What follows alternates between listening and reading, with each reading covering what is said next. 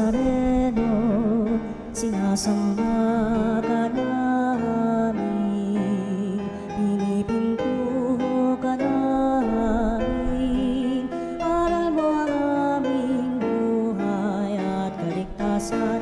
Nuestro Padre Jesus Nazareno, iligtas mo kami sa kamatayan. Ang krus mong pinamatayan ay sagisag ng aming kaligtasan. Nuestro Padre Jesus Nazareno, dinarangal ka namin. Nuestro Padre Jesus Nazareno, inulwalhati ka namin. Nuestro Padre Jesus Nazareno, inarangal ka namin. Nuestro Padre Jesus Nazareno, inulwalhati ka namin.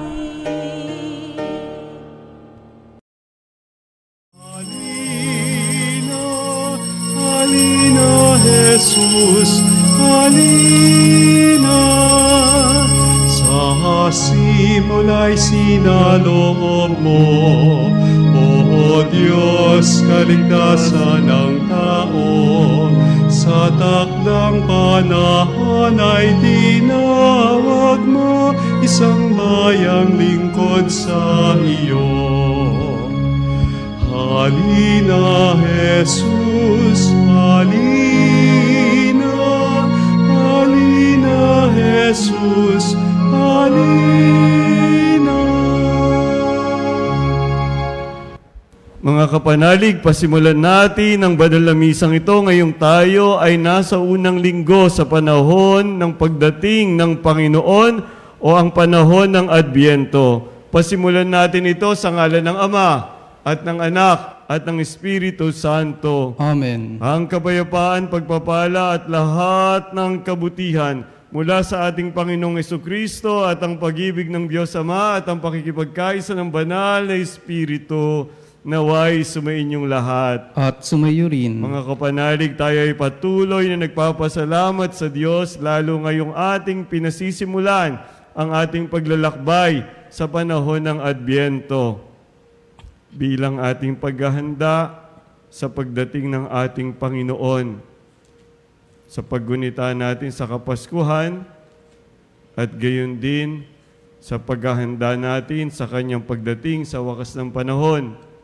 at sa Kanyang pagdating sa ating buhay sa araw-araw. At sa pasimula ngayon ay ating sinisindihan ang unang kandila sa ating Advent Wreath. Nagpapasalamat tayo sa Diyos sa Kanyang pagtawag sa atin sa banal na pagdiriwang na ito, bagamat tayo ay mga hindi karapat-dapat. At upang tayo pagindapating marapat na gumanap sa banal na pagdiriwang na ito, atin munang alalahanin ang ating mga nagawang kasalanan at ihingi natin ang lahat ng ito ng kapatawaran mula sa Diyos na mapagmahal, mula sa Diyos na punong-puno ng awa at habag. Panginoong Jesus, nais mong kami mag-ingat, ngunit madalas kaming umasal na parang hindi ka darating kailanman. Panginoon, kaawaan mo kami. Panginoon, kaawaan mo kami. Panginoong Jesus, kumakatok ka para patuloyin sa aming mga puso, ngunit para kaming walang naririnig. Kristo, kaawaan mo kami. Kristo, kaawaan mo kami. Panginoong Jesus, inaanyayahan mong tugunan namin ang mga pangangailangan ng aming kapwa, ngunit para kaming walang nakikita. Panginoon, kaawaan mo kami. Panginoon, kaawaan mo kami. Kaawaan tayo ng makapangyarihang Diyos, patawarin tayo sa ating mga kasalanan at patnubayan tayo sa buhay na walang hanggan. Amen. Manalangin tayo. Ama naming makapangyarihan, bigyan mo kami ng paninindigang tumahak sa landas ng kabutihan sa pagdating ni Kristo.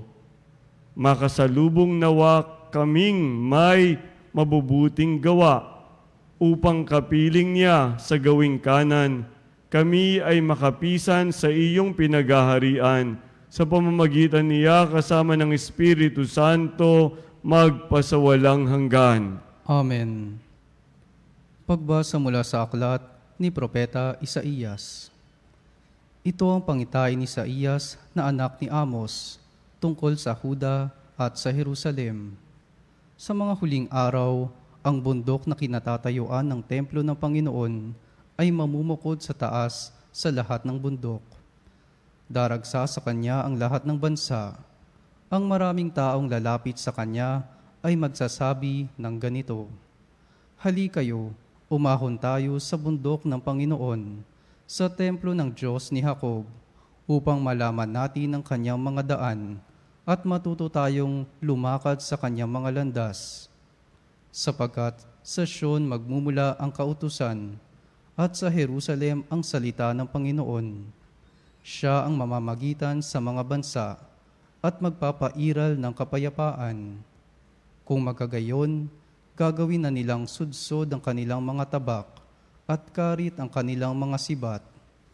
Wala nang magsasanay sa pakikibaka at mawawala na ang mga digmaan. Halina kayo, sambahayan ni Jacob, at tayo'y lumakad sa liwanag ng Panginoon."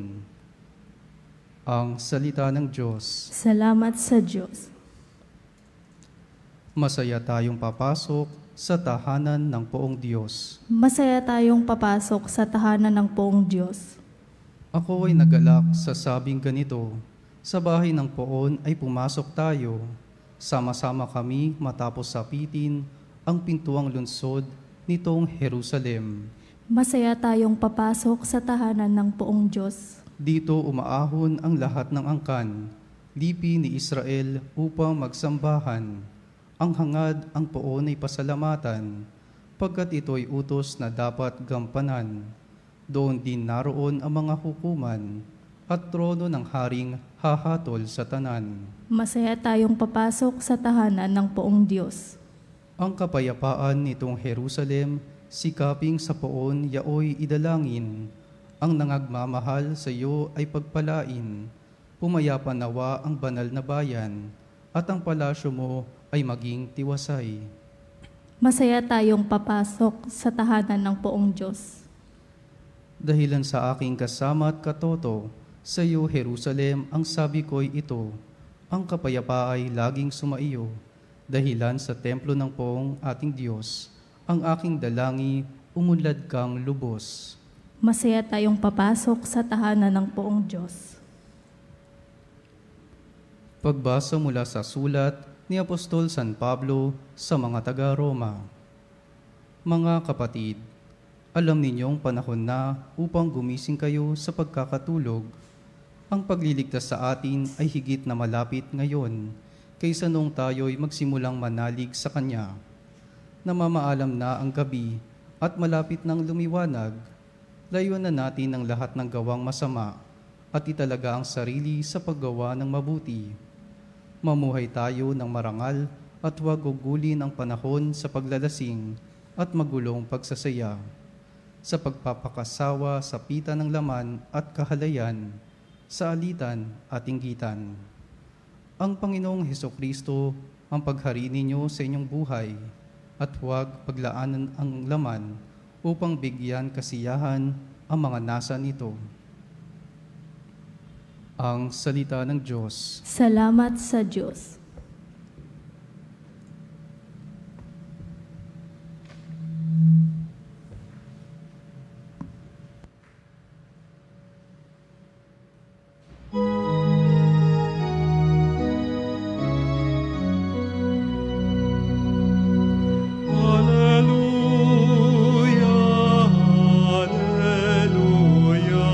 Kami ay gawin mong daan.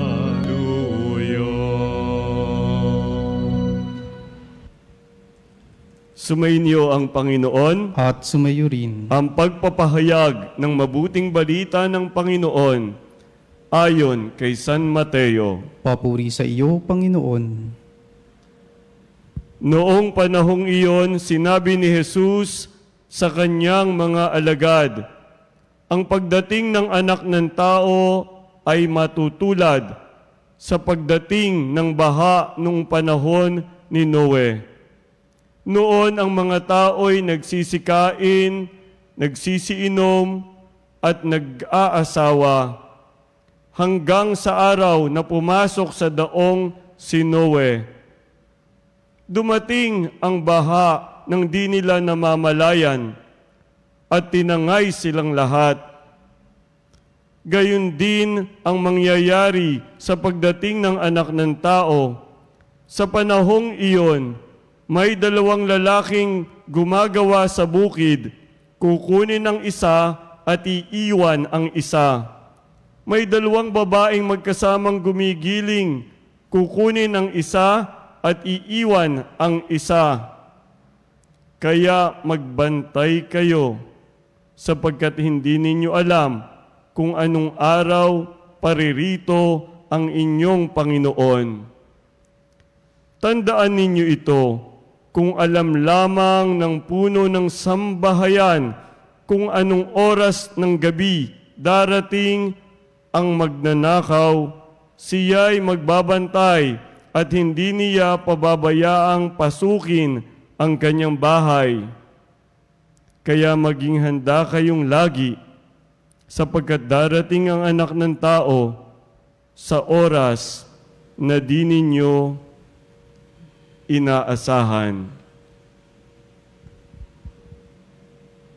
Mga kapanalig, ang mabuting balita ng ating Panginoon. Pinupuri ka namin, Panginoong Hesukristo. Mga kapanalig, kumusta po tayo? Sana ay mabuti ang ating kalagayan at patuloy na tumatanggap ng mga abot-abot na biyaya mula sa Diyos, kasama na ang mga pagpapalang espiritual. Amen? At lalo na ngayong panahong ito, mga kapanalig, sapagkat ngayon tayo ay pumasok na o pumapasok sa panahon ng Adbyento at ngayon ay ating sinindihan na ang unang kandila sa ating Advent Wreath at tinatawag natin itong Candle of Hope. No? At sana punong-puno tayo ng pag-asa kahit na parang ang dami nangyayari sa ating paligid. Ako mga kapanalig, yung pagpunta ko pa lang dito, no, bukod sa traffic, bumuhos pa ang pagkalakas-lakas na ulan. And kaya minsan pagka naiipit ka sa ganyang sitwasyon, parang may pagkataklasmik, no? Yung parang gano'n, no? Parang sa ating ebanghelyo, no? Binanggit ng ating Panginoon na kailangan tayong maghanda, kailangan tayong maging handa. We must be ready, we must be awake, we must be alert. And bakit kanyo? Kasi maraming nangyayari, no, na pag hindi tayo handa, posible tayong malagay sa mga alanganin. Ganon din sa ating buhay pananampalataya, ano, kapanalig.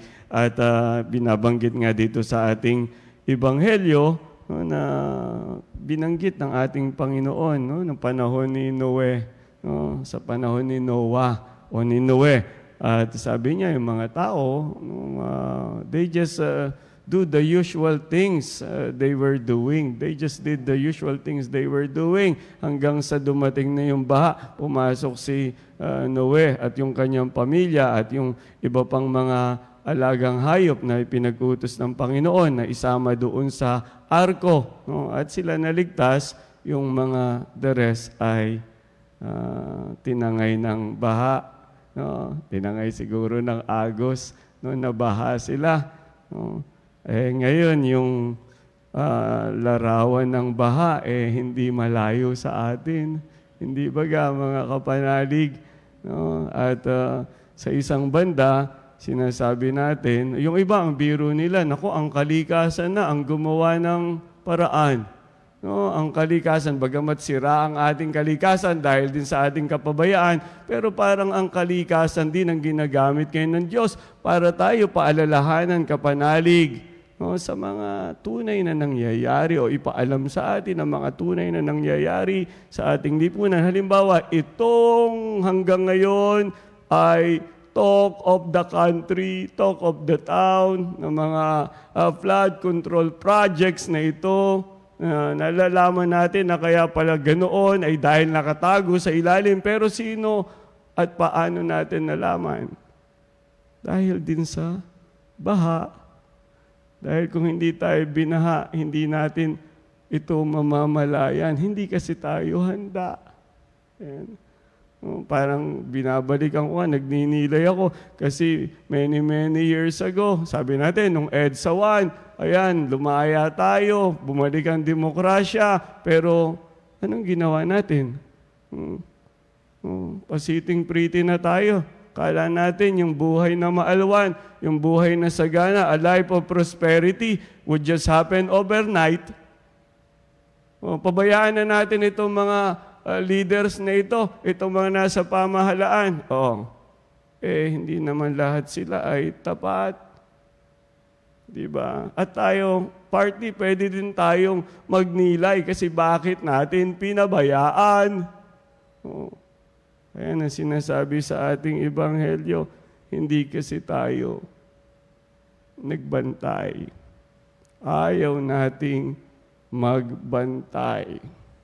Yan. Ang sabi natin, Panginoon, maging handa, magbantay. Ayan, no? Alam niyo, nakakatuwa. Ito kasi sabi dito, pumasok si Noah sa arko. Yung ginamit dito sa Griego, no? Sa New Testament. Kibutos. Arko, ark, wooden box. Ayan, no? Sa Biblia, itong kibutos na ito, ang ibig sabihin ay container of divine purpose. Ayan. No, yung ano ba ang layunin ng Diyos? Mga kapanalig. Ayan. Anong layunin ng Diyos sa buhay natin? Walang ibang hangarin at layunin ng Diyos kundi tayo ay mabuhay ng maayos. Tayo ay mabuhay ng kahit paano ay may sapat at sagana. Tayo ay mabuhay nang hindi natin kinakailangang matakot sa mga pagbaha, ma-stress sa traffic. Ang layunin ng Diyos, magkaroon tayo ng mga leaders na maayos. Ng mga nasa pamahalaan na hindi lang magaling, kundi tapat din. Hindi lang tapat, kundi magaling din. Hindi nanakawin ang pera ng bayan. Mga kapanalig, yan ang layunin ng Diyos. Kasama sa layunin ng Diyos, maayos na buhay, masaganang buhay para sa lahat, hindi lamang sa iilan. Yan no? Kibutos. Pumasok si Noah doon at saka yung pamilya, saka yung mga hayop, naligtas sila. Kasi yun yung container ng divine purpose. Pag pumapasok ka pala sa layunin ng Diyos, kaligtasan na naghihintay sa'yo. Pero kapag ikaw ay nasa labas, ayan, yung baha, yung flood, yung word na ginamit dyan, kataklismos. Yan, kataklismos. Big sabi, deluge. Yan, baha, flood. Pero pag hindi ka pumasok sa layunin ng Diyos, pwede kang matangay ng baha. Walang kaligtasan doon, no? Diba?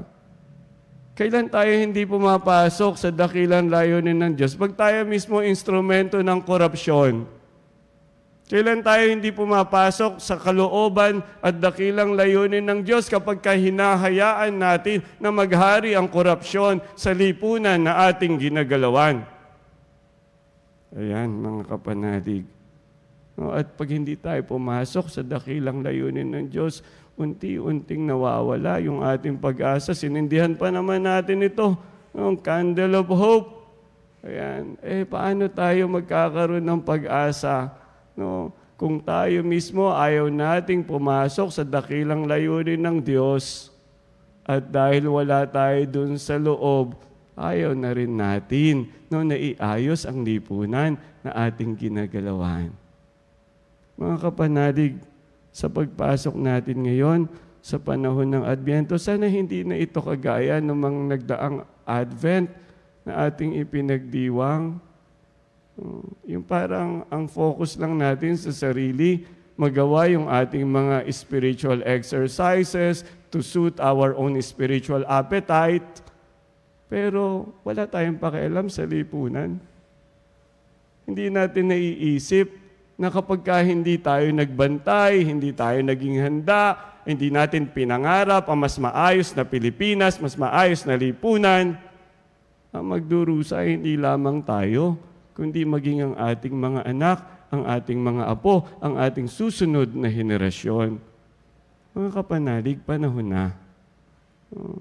Ang tunay na bayan ng mga mananampalataya ay isang bayan na maayos. Isang bayan na may mga pinuno na hindi na nakawin ang pera ng taong bayan. Kasi ang taong bayan mismo, binabantayan ang kaban.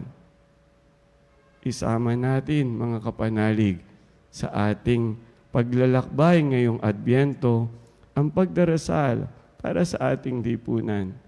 At huwag tayong magsawang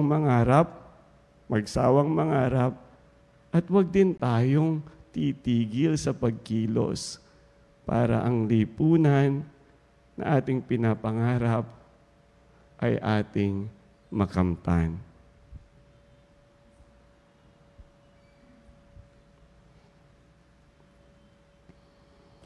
Ngayon ay ating ipahahayag ang ating pananampalataya.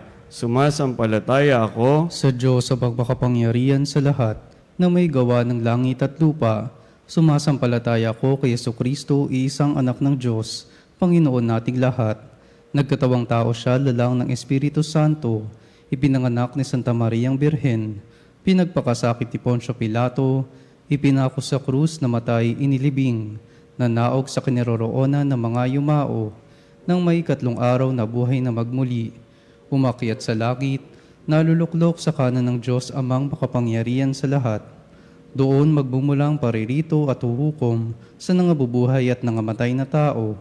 Sumasampalataya naman ako sa Diyos Espiritu Santo, sa banal na simbahang katolika, sa kasamahan ng mga banal, sa kapatawaran ng mga kasalanan, sa pagkabuhay na muli na nangamatay na tao, at sa buhay na walang hanggan. Amen. Sa pagsisimula natin ng bagong taong pansamba, idulog natin ang lahat ng ating kahilingan at pangangailangan sa ating masuyong Diyos, pagkat siya lamang ang nakaaalam ng totoo nating kailangan at makabubuti sa atin. Buong pananalig tayong manalangin at sa bawat panalangin ng ating itutugon, Panginoon, kahabagan mo ang iyong bayan. Panginoon, kahabagan mo ang iyong bayan. Para sa simbahan, pamayanan ng lahat ng sumasampalataya, nawa matuklasan niyang muli ang kayamanan ng sakramento ng Eukaristiya at makatagpo rito ng ibayong pagkakaisa at lakas. Manalangin tayo. Panginoon, kahabagan mo ang iyong bayan. Para sa Santo Papa, lahat ng mga obispo, mga pari at mga relihiyoso, nawa sila'y maging inspirasyon sa lahat ng pagiging handa sa pagtanggap kay Jesus sa ating mga puso. Manalangin tayo. Panginoon, kahabagan mo ang iyong bayan. Para sa lahat ng mga magulang at mga guro, nawa maturuan nila ang kanilang mga anak at mag-aral na makilala at tanggapin si Jesus sa kanilang kapwa. Manalangin tayo. Panginoon, kahabagan mo ang iyong bayan. Para sa ating lahat at mga kasama sa pamayanan, nawa sa Adbyentong ito, malinaw nating mapaghusay ang ating mga buhay espiritual. Manalangin tayo. Panginoon, kahabagan mo ang iyong bayan. Para sa lahat ng iba pa nating ipinagdarasal, kalakip ng lahat ng mga kahilingang atin nang nabanggit at naisatinig, gayon din ang mga ipinahayag natin sa ating online platform, at gayon din ang mga nananatili pa sa katahimikan ng ating puso at ang mga inihihingi sa atin ng dasal ng ibang tao, lalo na yung nangangailangan ng mga ito sa ngayon, at patuloy nating ipagdasal ang ating bansa, ang ating lipunan. Pag-isahin natin lahat ang ating mga panalangin at itaas nating lahat sa Panginoon. Panginoon, kahabagan mo ang iyong bayan. Panginoong Diyos, maraming salamat sa pagkakaloob mo sa amin itong bagong taong pansamba. Pakinabangan nawa namin ang bawat pagkakataong mapalapit sa iyo at maging laging handa sa pagtanggap sa iyo sa aming buhay. Ikaw na nabubuhay at naghahari magpakailanman. Amen. Ang himig mo, ang awit ko, lahat ng ito'y nagmula sa iyo. Huling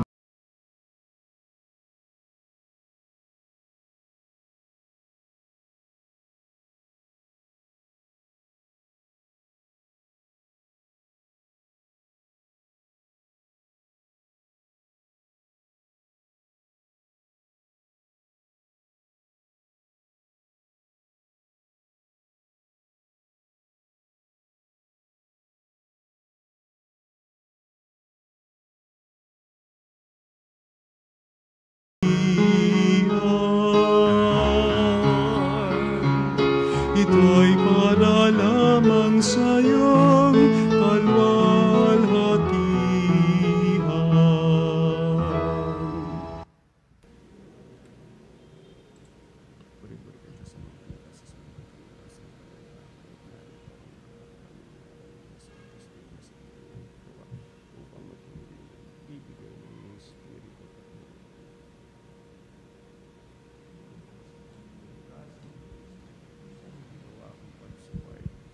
Manalangin kayo, mga kapanalig, upang ang paghahain nating ito ay kalugdan ng Diyos Amang makapangyarihan. Tanggapin nawa ng Panginoon itong paghahain sa iyong mga kamay, sa kapurihan niya at karangalan sa ating kapakinabangan at sa buong sambayanan niyang banal.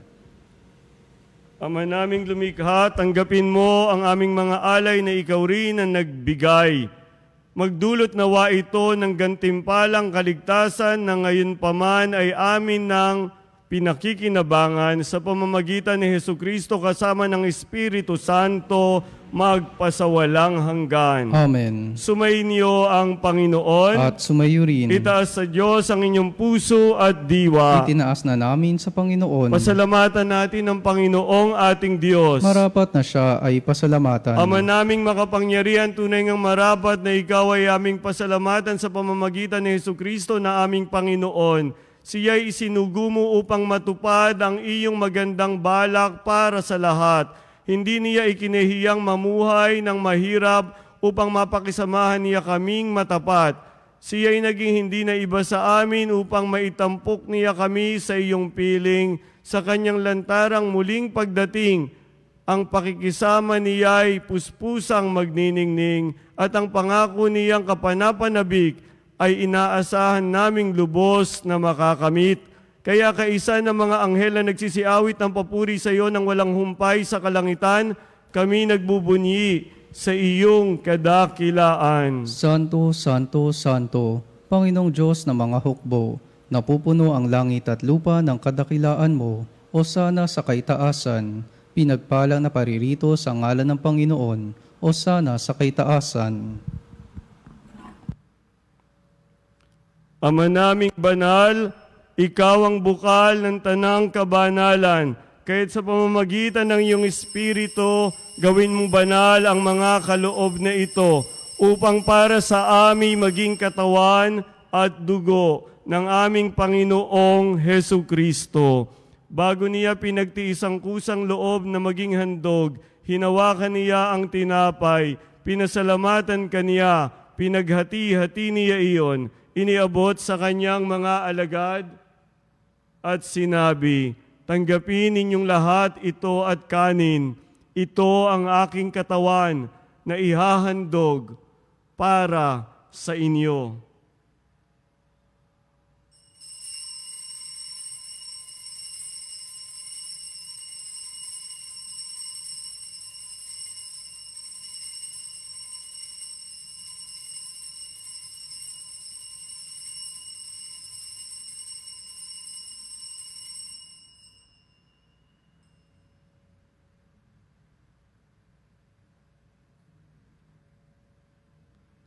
Gayon din naman, nung matapos ang hapunan, hinawakan niya ang kalis.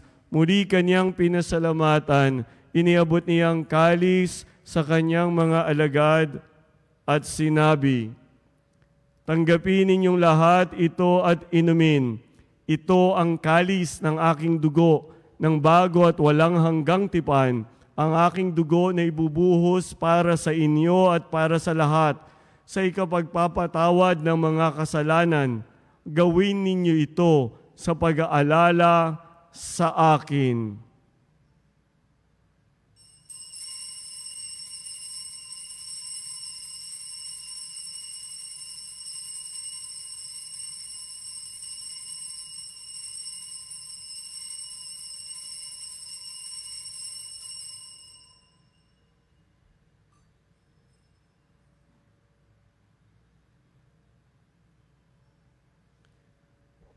Ipagbunyi natin ang misteryo ng pananampalataya. Si Kristo'y namatay, si Kristo'y nabuhay, si Kristo'y babalik sa wakas ng panahon.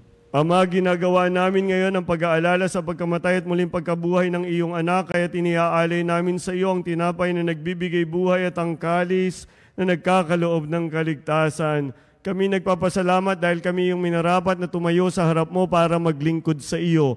Isinasamo namin kami magsasalo-salo sa katawan at dugo ni Kristo ay mabuklod sa pagkakaisa sa pamamagitan ng Espiritu Santo. Ama, lingapin mo ang iyong simbahang laganap sa buong daigdig. Puspusin mo kami sa pag-ibig, kaisa ni Leon na aming Papa at ni Elias na aming Obispo at ng Tanang Kaparian. Alalahanin mo rin ang mga kapatid naming nahimlay na may pag-asang sila'y muling mabubuhay, lalo na silang mga ipinagdarasal namin sa misang ito. Ang lahat ng kahilingang laan sa misang ito, ang mga pangalan na nabanggit na, gayon din ang mga ipinahahayag namin sa online platform, at gayon din ang mga ipinagdarasal namin sa katahimikan ng aming puso. At ang lahat ng iba pang mga lumisan na sa mundong ito na nagtataglay ng pag-ibig sa iyo, ang lahat ng iba pang mga pumanaw, kaawaan mo sila at patuloyin sa iyong kaliwanagan. Kaawaan mo at pagindapatin kaming lahat na makasalo sa iyong buhay na walang wakas. Kaisa ng mahal na Birheng Maria na Ina ng Diyos, ang Birhen ng Katotohanan, ang Reynang Lingkod ng Sangkalikasan, kaisa ni San Jose na kanyang kabiyak ng puso na aming tagapagtanggol at aming patron sa mapayapa at masayang kamatayan, kaisa ng mga apostol at kaisa ni na San Francisco at Santa Clara ng Assisi, San Antonio de Padua, San Buenaventura, Santo Padre Pio, San Pedro Bautista at ng lahat ng mga banal na namuhay dito sa daigdig ng kalugod-lugod sa iyo. May pagdiwang nawa namin ang pagpupuri sa ikararangal mo sa pamamagitan ng iyong anak na aming Panginoong Hesu Kristo. Sa pamamagitan ni Kristo kasama niya at sa Kanya, ang lahat ng parangal at papuri ay sa iyo. Diyos Amang makapangyarihan, kasama ng Espiritu Santo, magpasawalang hanggan. Amen, amen, amen.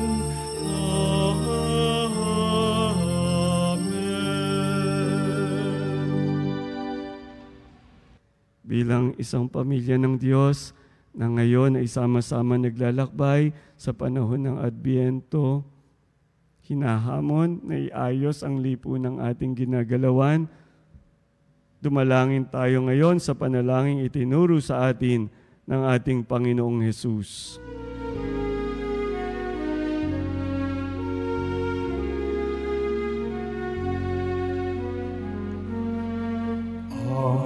Namin sumasalangit ka, sambahin ang ngalan mo. Mapasa amin ang kaharian mo, sundin ang loob mo. Dito sa lupa para ng sa langit, bigyan mo kami ngayon ng aming kakanin sa araw-araw, at patawarin mo ang aming mga sala para ng pagpapatawad namin sa nagkakasala sa amin. At huwag mo kami ipahintulot sa tukso, at iadya mo kami sa lahat ng masama.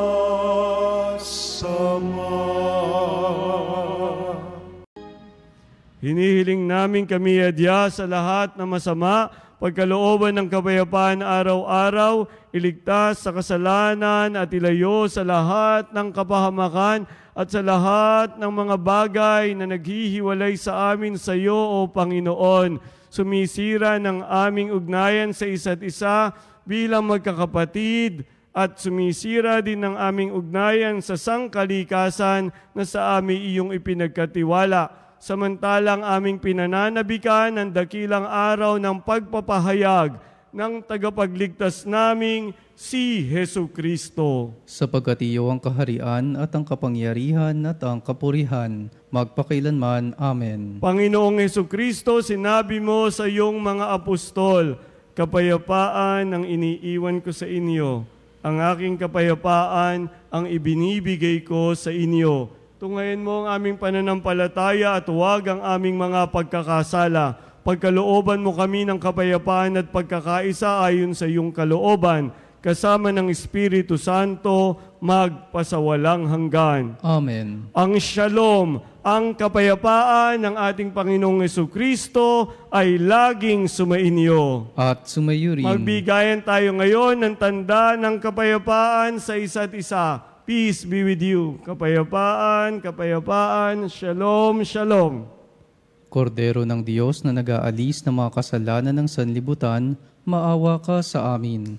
Kordero ng Diyos na nag-aalis ng mga kasalanan ng sanlibutan, maawa ka sa amin. Kordero ng Diyos na nag-aalis ng mga kasalanan ng sanlibutan, ipagkaloob mo sa amin ang kapayapaan. Mga kapanalig, narito ang ating Panginoong Jesucristo, ang siyang naparito upang tayo ay kanyang ibalik sa ating dangal at dignidad bilang mga anak ng Diyos. Siya na muling magbabalik upang tayo ay bigyang kaligtasan. Siya na sa araw-araw ay dumadating sa ating buhay. Tanggapin natin siya. Ito ang kordero ng Diyos. Ito ang nag-aalis ng mga kasalanan ng sanlibutan. Mapalad ang mga inaanyayahan sa kanyang piging. Panginoon, hindi ako karapat-dapat na magpatuloy sa iyo, ngunit sa isang salita mo lamang ay gagaling na ako. Pagsanggalang nawa tayo ng katawan at dugo ng ating Panginoong Jesucristo tungo sa buhay na walang hanggan. Amen.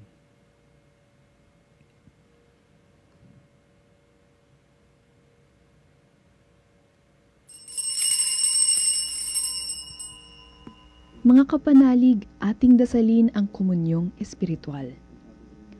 O Jesus, nananalig ako sa pananahan mo sa kabanal-banalang sakramento. Minamahal kita higit sa lahat at hangad ka ng aking kaluluwa. Hindi ko man matatanggap ngayon ang iyong katawan at dugo, inaasahan ko na patuloy kang mamumuhay sa aking puso. Naniniwala ako na narito ka at kaisa ka ng aking buong pagkatao. Huwag mong ipahintulot na mawalay ako sa iyo. Amen. Panalangin sa karangalan ng Nuestro Padre Jesus Nazareno. O Jesus Nazareno, katamis-tamisan naming manunubos, sa harap mo ngayon naririto kami't nangangayupapa at nagsisisi ng taos-puso sa aming pagiging walang turing sa iyo at paglimot sa di mabilang na mga biyaya mo, lalong-lalo na yaong mahalagang biyaya ng pagtutubos. Dinaramdam namin at pinagsisisihang labis, Panginoon ko, ang pagkakasala namin sa iyo. Ikinalulungkot namin ang pagiging dahilan ng pagpapasan mo ng krus na iyan sa gitna ng mga hirap at kapaitan, hanggang sa inihandog mo ang iyong buhay sa bundok ng Kalbaryo, sa pagkaibig mo lamang na matubos kami at ang sangkatauhan mula sa sala. Pakabanalin mo, O Panginoon, ang aming pagnanais at ipagtanggap mo sa amin ang iyong biyaya. Maging tagapamagitan nawa ang iyong ina, ang kalinis-linisang Birheng Maria.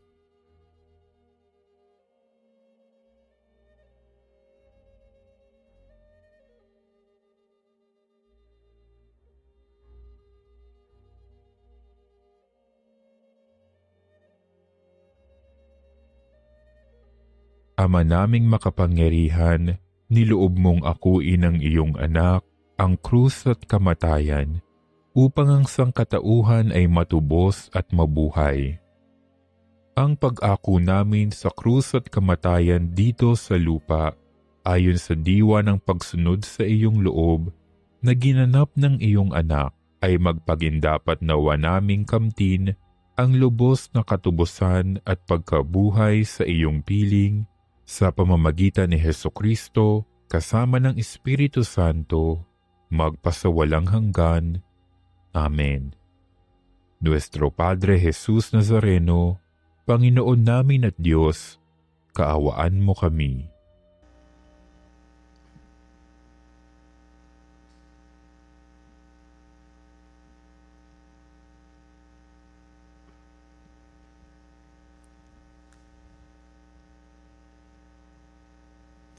Manalangin tayo.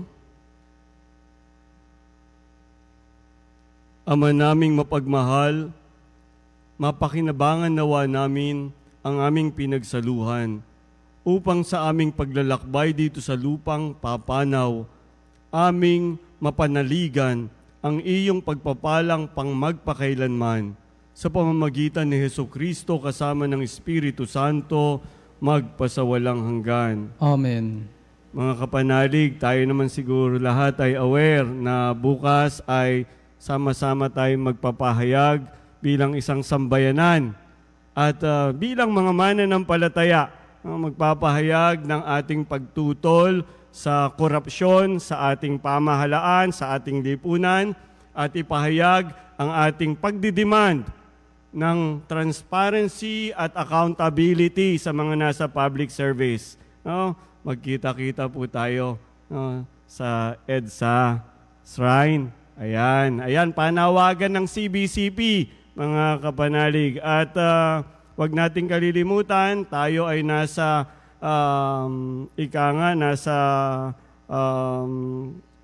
umbrella, payong ng simbahan. Kaya kung ano ang panawagan ng simbahan, doon tayo. Pag sinabi ng ating mga kaobispuhan na no to extra constitutional means, hindi tayo lalabas sa framework ng ating Constitution. Gagamitin natin ang lahat ng ating pagpapahayag na hindi lalabas o lalabag sa ating konstitusyon. No to corruption, yes to transparency, yes to accountability within the framework of our Constitution. At ang lahat ng sangkot dapat managot. Sana ang ating paglalakbay, mga kapanalig, ngayong panahon ng Adbyento ay magdala sa atin sa buhay na nais ng Diyos para sa ating lahat. Pagpalain tayo. Sumainyo ang Panginoon At sumayo rin. at pagpalain kayong lahat at ang lahat ng inyong mga mahal sa buhay ng mapagmahal na Diyos, ng Ama, Anak at Espiritu Santo. Amen. Tapos na ang ating pagdiriwang, humayo kayo at patuloy na makilakbay kay Jesus habang inaayos ang lipunang ating ginagalawan. Salamat sa Diyos.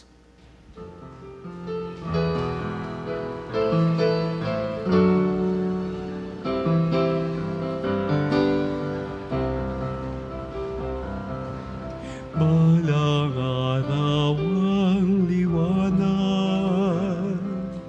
matatanaw ng bulan, ang kagandahan ng umaga, pagmamasdan sa tuwina.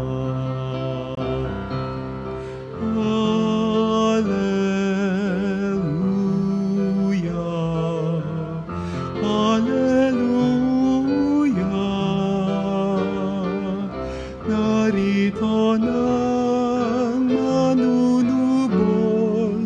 luwalhatiin ang Diyos.